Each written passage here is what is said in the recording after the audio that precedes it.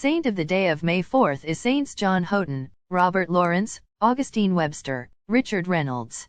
The saints remembered today were the first to suffer martyrdom for refusing to take the oath to the Act of Supremacy of 1534, which declared King Henry VIII supreme head of the Church of England. These were the Carthusian proto-martyrs John Houghton, Robert Lawrence, and Augustine Webster, and the Brigidean monk Richard Reynolds, all martyred on May 4, 1535. The four are part of the group of the 40 Holy Martyrs of England and Wales, religious and lay people, men and women of different social backgrounds but united by the Catholic faith, who offered their lives as witness to Christ at different dates and times, between 1535 and 1679.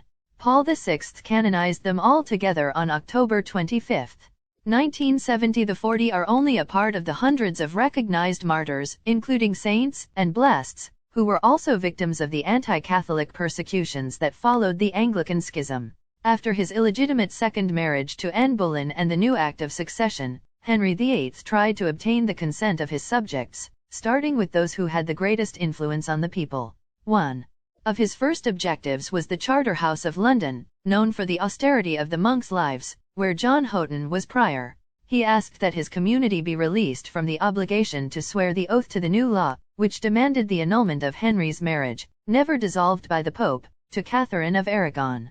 The exoneration was not granted and therefore Houghton was imprisoned in the Tower of London together with his brother Humphrey Midlamore. He too would be martyred. The two Carthusian monks were released a month later, in May 1534, after having been convinced of the reconcilability between the oath and Catholicism, because of the clause as far as permitted by the law of Christ. The whole Carthusian monastery took the oath, in the presence of a large armed contingent. The problem arose again the following year when the religious were asked to accept the king's supremacy over the English Church, thus disavowing the authority of the Pope. Houghton and two other Carthusian priors, Robert Lawrence and Augustine Webster, asked to be released from that unacceptable oath, but Thomas Cromwell had them locked up in the Tower of London. In the same period, Richard Reynolds, a Brigidean known for his holy life and erudition, was captured. He was a scholar of Hebrew, Greek, and Latin, and his monastery kept 94 of his writings. Reynolds, at the trial of April 28, 1535, declared, "To be at peace with my conscience and with those who are present here with me, I declare that our faith has greater weight and is supported by greater testimonies than yours. Because instead of the few testimonies that you have obtained from the Parliament of this kingdom alone, I have the entire Christian world on my side."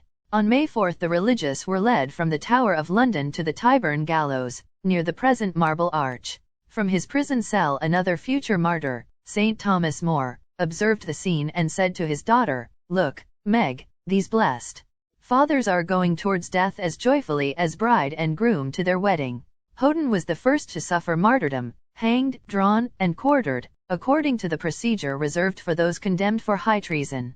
Before the rope finished choking him, he was pulled down, and when the executioners began to cut open his chest, he prayed, "O Jesus, what will you do with my heart?" This was followed by the execution of the other companions of martyrdom, among whom was also blessed John Hiley, a priest in Isleworth, the same suburb where Reynolds Monastery was located. The latter, as Cardinal Pole would say on the basis of an eyewitness account, offered his head to the hangman's noose as if to receive a royal necklace rather than an instrument of death. The body parts of all 5 martyrs were displayed in different parts of London to terrorize Catholics. But many others would follow their example, professing to the last the only faith in Christ.